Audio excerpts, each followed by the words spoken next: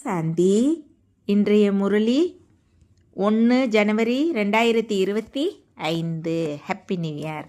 பார்த்தாதா மதுபன். இனிய குழந்தைகளே, நீங்கள் ஞானமழை பொழிந்து பசுமையாக்குபவர்கள். நீங்கள் தாரணை செய்து பிறரையும் தாரணை செய்ய வைக்க வேண்டும். கேள்வி: எந்த மேகம் மழை பொழிவது இல்லையோ அதற்கு என்ன பெயர் கொடுப்பீர்கள்? பதில்: சோம்பேறி மேகம், சுறுசுறுப்பான மேகம் மழை பொழியும்.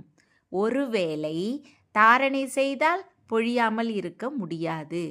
யார் தாரணை செய்து பிறரை செய்ய வைப்பது இல்லையோ அவரது வயிறு முதுகோடு ஒட்டிக்கொள்ளும். அவர் ஏழையாக இருப்பார், பிரஜையாக போவார். கேள்வி: நினைவு யாத்திரையின் முயற்சி என்ன? பதில்: தன்னை ஆத்துமா என்று உணர்ந்து தந்தையை புள்ளி உருவில் நினைவு செய்ய வேண்டும். தந்தை யாராக இருக்கிறாரோ, எப்படி இருக்கிறாரோ அதே சொரூபத்தில் சரியாக நினைவு செய்ய வேண்டும். இப்படி செய்வதற்கே முயற்சி தேவை.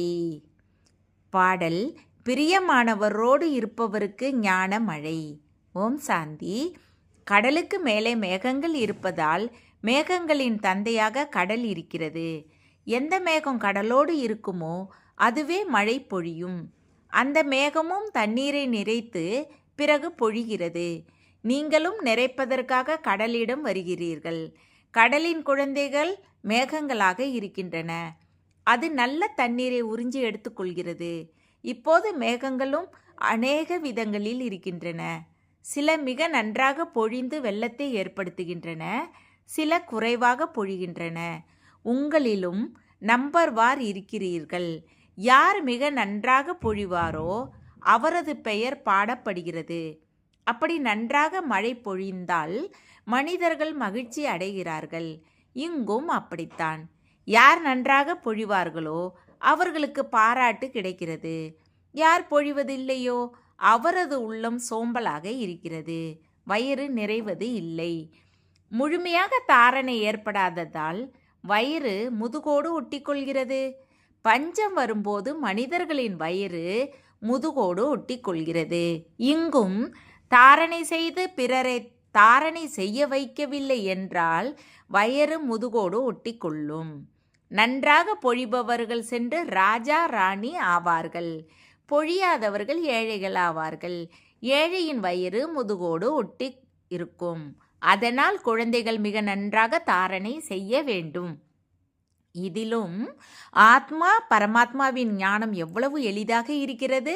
நம்மிடம் ஆத்மா பரமாத்மா இரண்டின் ஞானமும் இருக்கவில்லை என்பதை இப்போது நீங்கள் புரிந்து கொள்கிறீர்கள். அதனால் வயிறு முதுகோடு ஒட்டி இருந்தது. ஆத்மா மற்றும் பரமாத்மாவின் விஷயமே முக்கியமானது. மனிதர்கள் ஆத்மாவையே அறியாத போது பரமாத்மாவை எப்படி அறிய முடியும்? எவ்வளவு பெரிய வித்துவான் பண்டிதர் போன்றோர் இருக்கிறார்கள், யாருக்கும் ஆத்மாவை பற்றி தெரியாது. ஆத்மா அழியாதது என்று இப்போது உங்களுக்கு தெரிந்துவிட்டது. அதில் 84 பிறவிகளின் அழியாத பாகம் நிச்சயிக்கப்பட்டு இருக்கிறது. அது நடந்து கொண்டே இருக்கிறது. ஆத்மா அழியாதது. அப்படி பாகமும் அழியாதது. ஆத்மா எப்படி ஆல்ரவுண்டு பாகத்தை நடிக்கிறது என்பது யாருக்கும் தெரியாது. அவர்கள் ஆத்மாவே பரமாத்மா என்று சொல்கிறார்கள். குழந்தைகள், உங்களிடம் ஆரம்பத்திலிருந்து கடைசி வரை முழு ஞானமும் இருக்கிறது. அவர்கள் நாடகத்தின் ஆயுளை 1,00,000 வருடங்கள் என்று சொல்கிறார்கள். இப்போது உங்களுக்கு முழு ஞானமும் கிடைத்து இருக்கிறது. இந்த தந்தை படைத்திருக்கும் ஞான யாகத்தில் முழு உலகமும் ஸ்வாகா ஆக வேண்டும் என்பது உங்களுக்கு தெரியும். அதனால் தேகம் உட்பட எல்லாவற்றையும் மறந்து தன்னை ஆத்மா என்று உணருங்கள். தந்தையையும் சாந்திதாம இனிய வீட்டையும் நினைவு செய்யுங்கள். நீங்களும் நம்பர்வார் முயற்சிக்கு தக்கபடி புரிய வைக்க முடியும். இப்போது நீங்கள் ஞானத்தால் நிறைந்து இருக்கிறீர்கள். மற்ற எல்லா முயற்சியும் நினைவில் இருக்கிறது. ஜென்ம ஜென்மங்களின் தேக அபிமானத்தை அகற்றி ஆத்ம அபிமானியாக வேண்டும். இதில்தான் பெரிய முயற்சி இருக்கிறது. சொல்வது மிக எளிது. ஆனால் தன்னை ஆத்மா என்று உணர்ந்து தந்தையை புள்ளி உருவில் நினைவு செய்வதற்கு உழைப்பு தேவை. நான் யாரோ, எப்படி இருக்கிறேனோ அப்படி யாராவது அரிதாக நினைவு செய்ய முடியும் என்று தந்தை சொல்கிறார். தந்தை எப்படி இருக்கிறாரோ அப்படி குழந்தை இருக்கிறார். தன்னை அறிந்தால் தந்தையையும் அறிந்து கொள்வீர்கள். பாடம் கற்பிப்பவர் ஒரு தந்தை மட்டுமே, படிப்பவர்கள் பலர் என்பது உங்களுக்கு தெரியும். தந்தை எப்படி ராஜஸ்தானியை ஸ்தாபனை செய்கிறார் என்பதை குழந்தைகள் நீங்கள் மட்டுமே அறிவீர்கள். மற்றபடி இந்த சாஸ்திரங்கள் போன்ற எல்லாம் பக்தி மார்க்க பொருட்கள். புரிய வைப்பதற்காக நீங்கள் சொல்ல வேண்டியிருக்கிறது. மற்றபடி இதில் வெறுப்பதற்கு எந்த விஷயமும் இல்லை. சாஸ்திரங்களிலும் பிரம்மாவின் பகல் மற்றும் இரவு என்று சொல்கிறார்கள். எனினும் புரிந்து கொள்வதில்லை. இரவும் பகலும் பாதி பாதியாக இருக்கின்றன.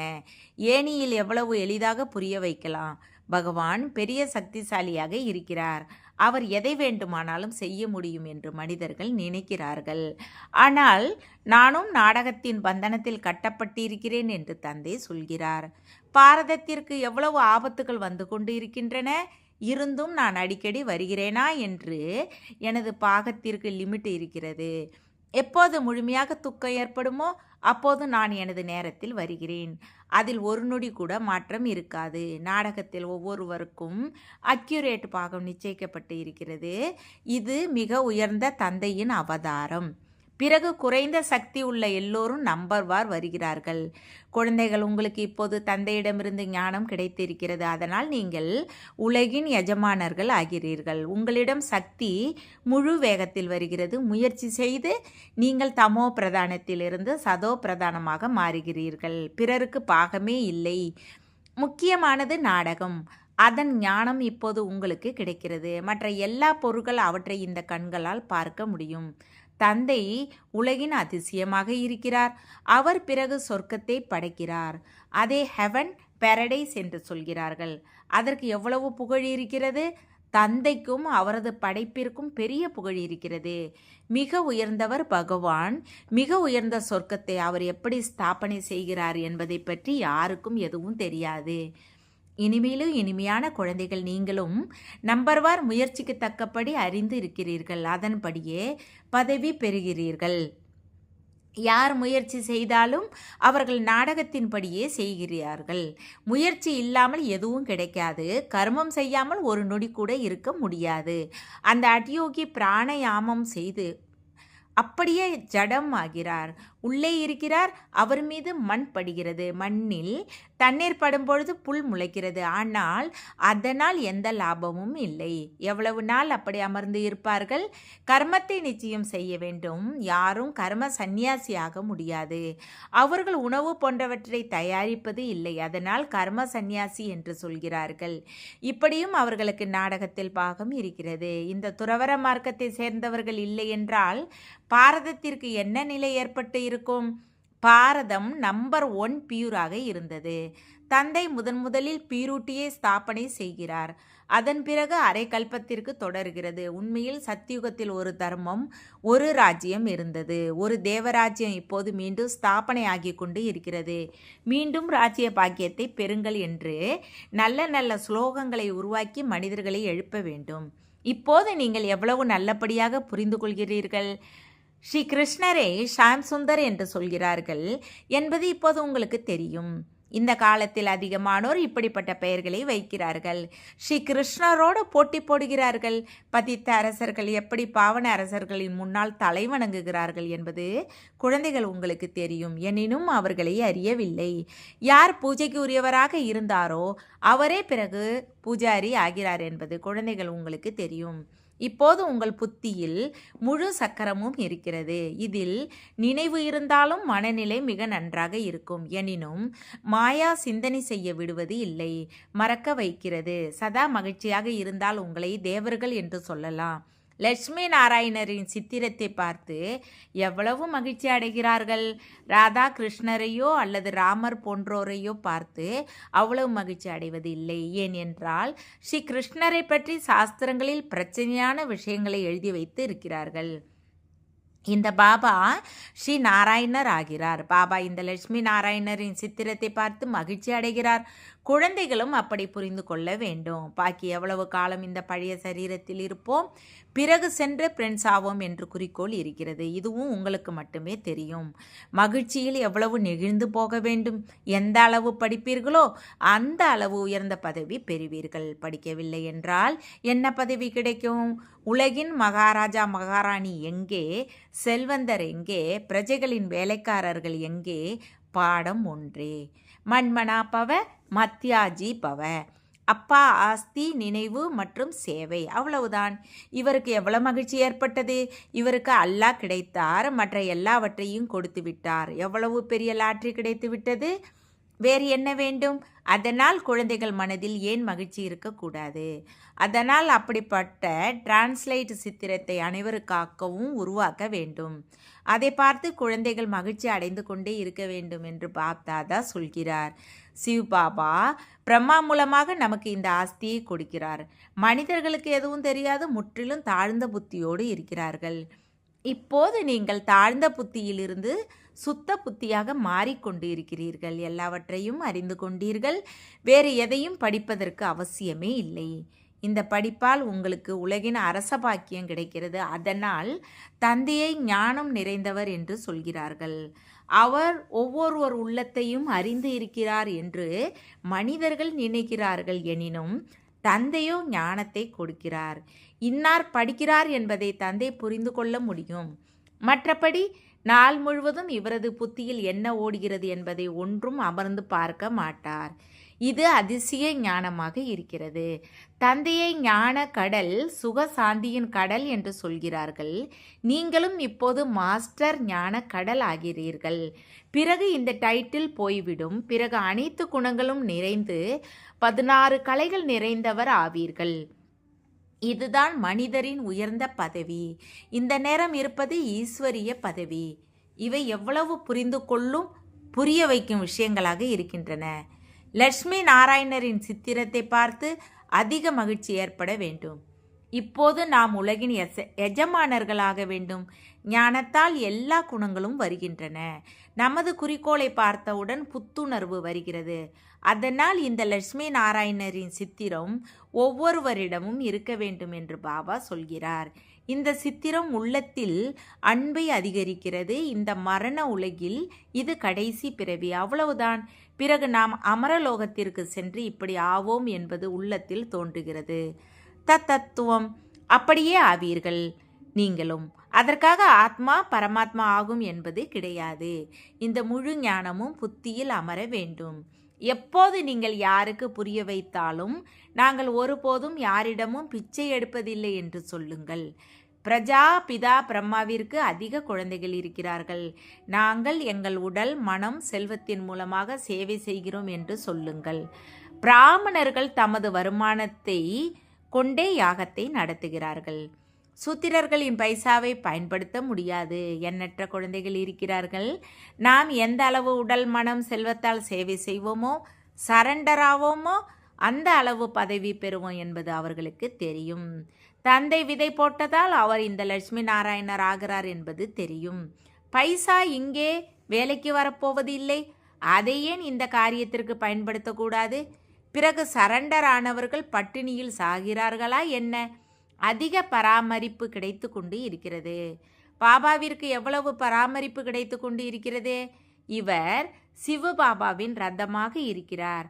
அவர் முழு உலகையும் சொர்க்கமாக மாற்றுபவர். அவர் அழகிய பயணியாக இருக்கிறார். பரமபிதா பரமாத்மா வந்து அனைவரையும் அழகாக மாற்றுகிறார். நீங்கள் கருப்பிலிருந்து வெண்மையாக அழகாக மாறுகிறீர்கள். அவர் எவ்வளவு அழகிய மணமகனாக இருக்கிறார். வந்து எல்லோரையும் வெண்மையாக மாற்றுகிறார். அவரிடம் பலியாக வேண்டும், நினைவு செய்து கொண்டே இருக்க வேண்டும். ஆத்மாவை பார்க்க முடியாது, அறிய முடியும். அப்படியே பரமாத்மாவையும் அறிய முடியும். பார்க்கும்போது ஆத்மா பரமாத்மா இருவரும் ஒரே மாதிரியாக புள்ளியாக இருக்கிறார்கள். மற்றபடி எல்லா ஞானமும் இருக்கிறது. இது புரிந்து கொள்ள பெரிய விஷயமாக இருக்கிறது. குழந்தைகளின் புத்தியில் இதை குறித்து வைக்க வேண்டும். புத்தியில் நம்பர்வார் முயற்சிக்கு தக்கபடி தாரணை ஏற்படுகிறது. டாக்டர்களுக்கும் மருந்துகள் நினைவில் இருக்கின்றன. அதற்காக அந்த நேரம் அமர்ந்து புத்தகத்தை பார்ப்பது இல்லை. மருத்துவத்திற்கு பாயிண்டுகள் இருக்கின்றன. சட்டத்திற்கு பாயிண்டுகள் இருக்கின்றன. உங்களிடமும் பாயிண்டுகள் இருக்கின்றன. தலைப்புகள் இருக்கின்றன. அதை பற்றி புரிய வைக்கிறீர்கள். ஒரு பாயிண்ட்டுக்கு ஒருவருக்கு லாபத்தை ஏற்படுத்துகிறது, ஒருவருக்கு ஒரு பாயிண்ட் அம்பாக தைக்கிறது. பாயிண்டுகள் மிக அதிகமாக இருக்கின்றன. யார் நன்றாக தாரணை செய்வாரோ அவரால் நன்றாக சேவை செய்ய முடியும். அரை கல்பமாக மகா ரோகி நோயாளியாக இருக்கிறீர்கள். ஆத்மா பதித்தமாக இருக்கிறது. அதற்கு ஒரு அழியாத சர்ஜன் மருந்து கொடுக்கிறார். அவர் எப்போதும் சர்ஜனாக இருக்கிறார். ஒருபோதும் நோயாளி ஆவதில்லை. மற்ற எல்லோரும் படுகிறார்கள். அழியாத சர்ஜன் ஒருமுறை மட்டும் வந்து மன்மனா பவ என்ற ஊசி போடுகிறார். எவ்வளவு எளிதாக இருக்கிறது! சித்திரங்களை எப்போதும் பாக்கெட்டில் வைத்திருக்க வேண்டும். பாபா நாராயணரின் பூசாரியாக இருக்கிறார். லட்சுமியின் சித்திரத்தை அகற்றி நாராயணருடைய சித்திரத்தை மட்டும் வைத்திருந்தார். யாருக்கு நான் பூஜை செய்தேனோ அவராக இப்போது நான் மாறிக்கொண்டு இருக்கிறேன் என்பது இப்போது தெரிந்துவிட்டது. லட்சுமிக்கு விடை கொடுத்ததால் நான் லட்சுமி ஆக மாட்டேன் என்பது உறுதியாகிறது. லட்சுமி அமர்ந்து கால்களை அமுக்கி விடுவது நன்றாக இருக்கவில்லை. அவரை பார்த்து ஆண்கள் பெண்களை கால்களை அமுக்க வைக்கிறார்கள். அங்கே ஒன்றும் லட்சுமி இப்படி கால்களை அமுக்கி விட மாட்டார். இந்த வழக்கம் அங்கே இருப்பது இல்லை. இந்த வழக்கம் ராவண ராஜ்யத்தை சேர்ந்தது. இந்த சித்திரத்தில் முழு ஞானமும் இருக்கிறது. மேலே திரிமூர்த்தியும் இருக்கிறது. இந்த ஞானத்தை நாள் முழுவதும் சிந்தனை செய்வது மிகவும் ஆச்சரியமாக இருந்தது.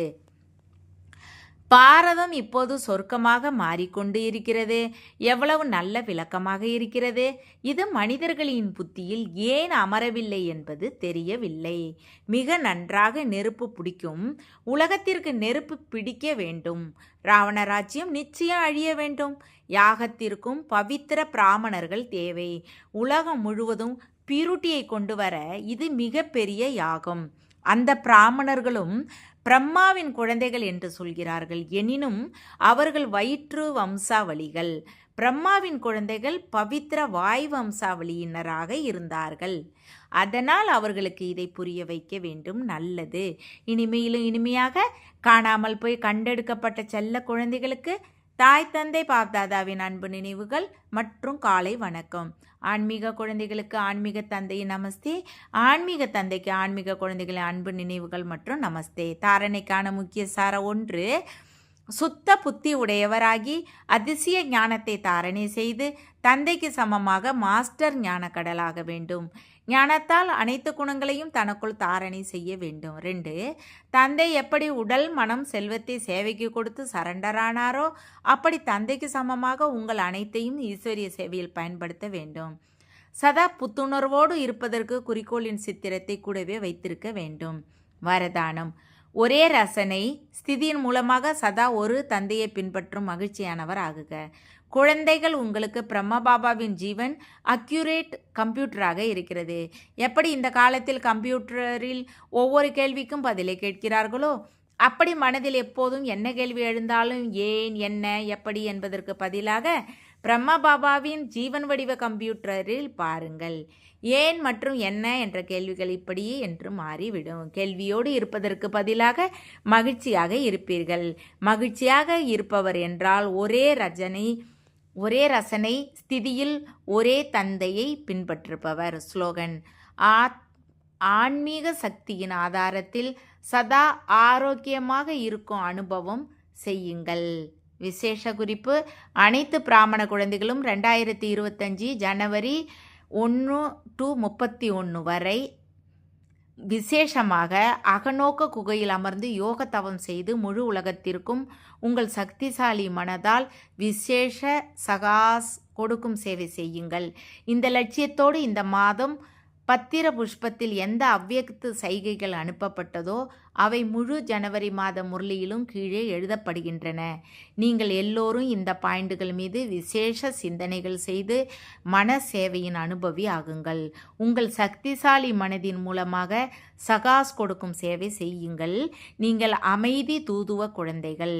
நீங்கள் எங்கே இருந்தாலும் போக வர சதா தன்னை அமைதியின் தூதுவர் என்று உணர்ந்து நடந்து கொள்ளுங்கள். யார் தானே சாந்த சொரூபத்தில் சக்திசாலி சொரூபத்தில் உறுதியாக இருப்பாரோ அவரே பிறருக்கும் சாந்தி மற்றும் சக்தியின் சகாஸ் கொடுத்து கொண்டே இருப்பார். தேங்க்ஸ் பாபா. ஓம் சாந்தி.